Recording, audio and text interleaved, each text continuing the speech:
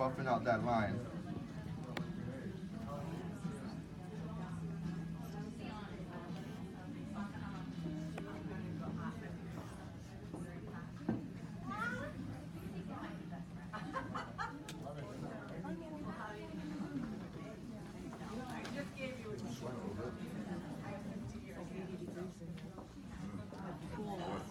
Oh man, that was a pool. It was great. I was in at 6:30 this morning. Got a sauna to it? Or... Not a sauna, but they have a jacuzzi with a waterfall. Oh. Is the pool outside? It's outside. Really important, our back bar. You go down the steps inside, and then you go through the little plastic panels and into the pool, so you never have to get out of the pool. Right. You get cold. $35 each. Okay. So now I see a few things, but I'm gonna line it up with. I'm gonna use my 1.5 since I started with the 1 open, and now that was the 0 guard. Now I'm gonna use my 1.5 and blend it into the 2 that I already initially did. So 1.5 open, and the occipital bone's right there. Okay. So you wanna follow your guideline.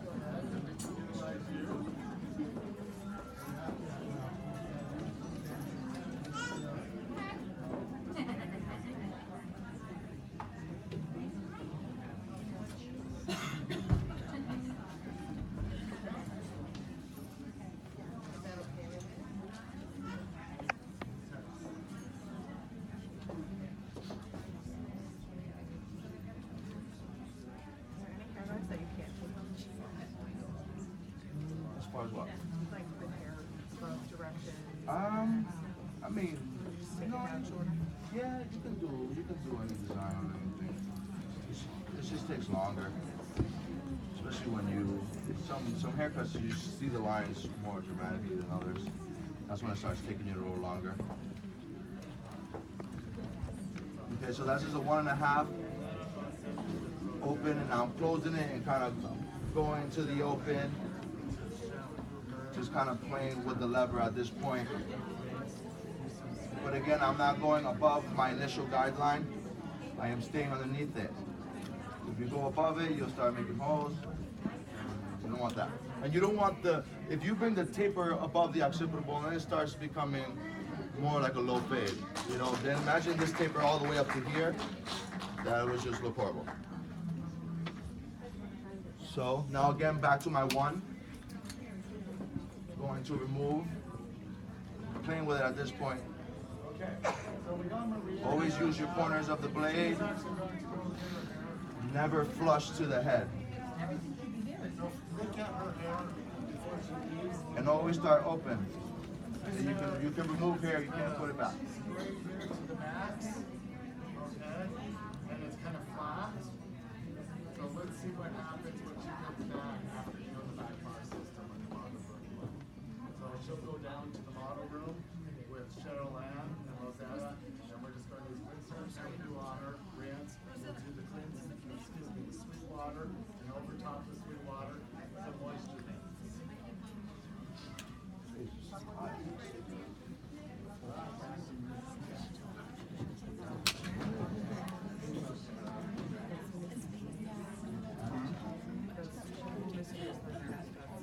That fan, I don't know.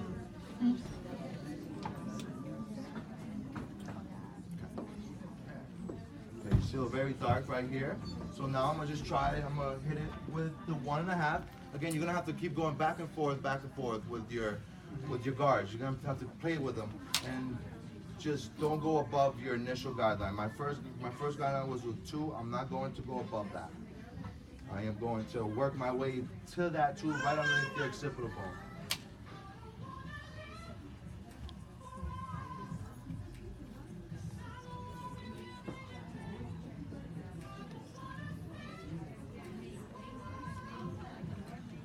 Do you usually always wear gloves?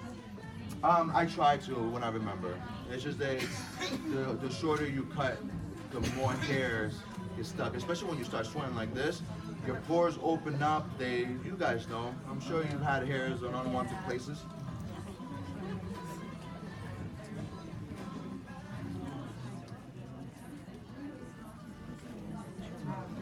Hair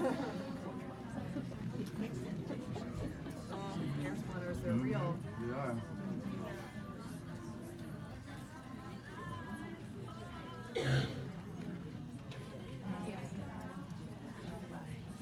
I see you wear it usually just on one hand. Yeah, on the Your cutting hand. Cutting hand, yeah. At one point, my whole finger was covered in these hairs. And it was like a rash, a serious rash, especially with me going so tight too. That it was just like irritating my skin, and they were penetrating. So yeah, at one point they were. It's like a little cactus. My girl said, "You ain't touching me with those hands." With the baby. Like with a princess. And I would come home, I kiss my daughter, and she immediately have hair on her face. She's got another man's hair on her face. I don't like it.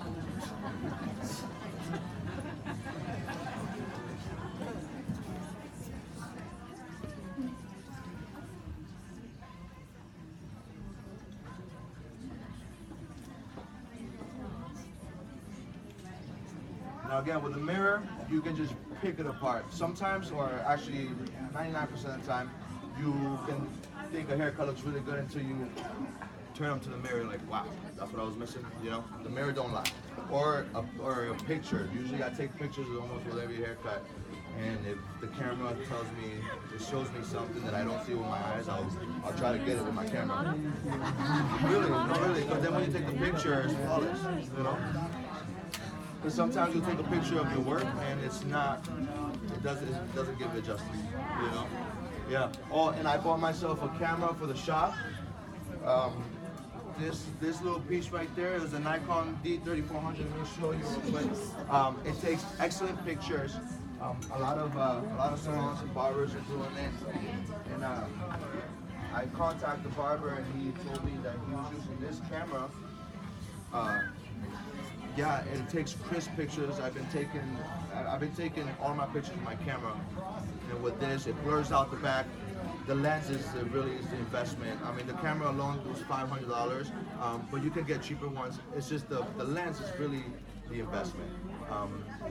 You need a f1.8, and that's just like the focus point to blur out the back, and it focuses right on your subject. It's really beautiful.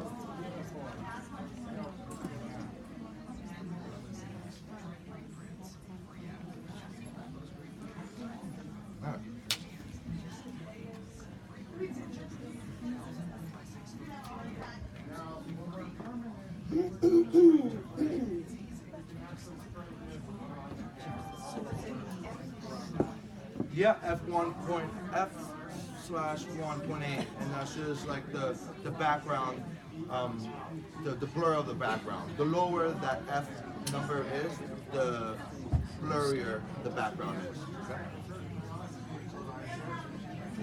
Yeah, it's f1.8. Yeah. If you go to Best Buy, I went to Best Buy and the geek there, the geek squad, whatever. He told me I went in there on a Sunday. He just broke it down to me, and he explained it so well that I was like, okay, I get it. You know, and I bought the camera and I tried out all the lens, and the lens is really that's where the investment starts coming. Once we switched to that camera, though, it was night and day. You know, people were responding more. It looked more professional. You know, and we started making videos. I did a video on a haircut, like a demo, and it's on our Facebook and our Instagram. And you guys can see the video and the quality of the picture of the video. It just looks incredible. And that's just with the stock camera lens. Once you invest in the actual lens, it is night and day. You just look like all Okay, innocent. so There's again, I was just playing with it. I'm done. Now I'm this is a going little bit different than to mine. Sometimes. hit it with shear over comb and just We may get wanna this turn it area on. right there. It is on. This area right there. Were you wearing a hat? Yes, sir. Yep.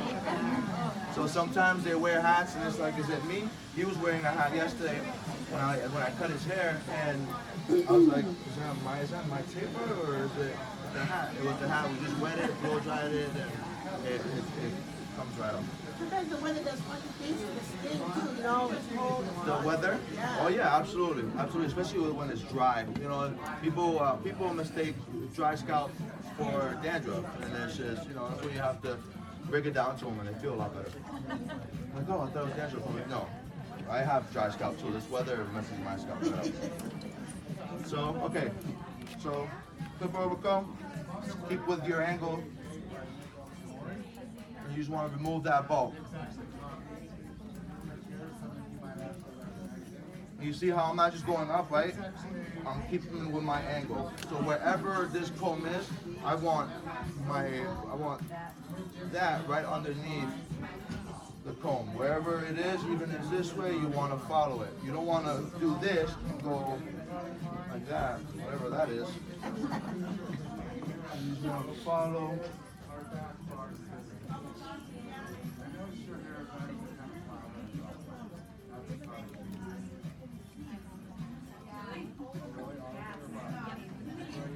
My jam, turn it up. Make a move, make a move.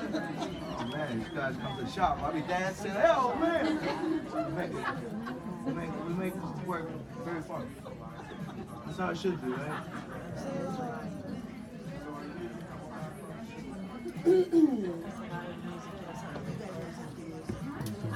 Okay, so that's the taper. He's doing a great job. That's the taper.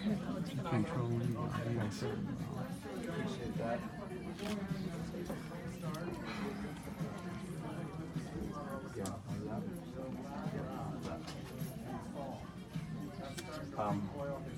Darren, would you like to do a design? Where's you guys want to see a design? Something. And then what time is it? It's 20 minutes to 12. You got 25 minutes? just a little under an hour. So what we'll do, you'll start the design now. I'll finish the taper on the side, and when we get back from lunch, I'll do the drop fade and then the shave and all that. Okay, I'll show you guys what we actually do at the shop. All right? Straight razor. I'm gonna do a straight razor. I'm gonna turn this on.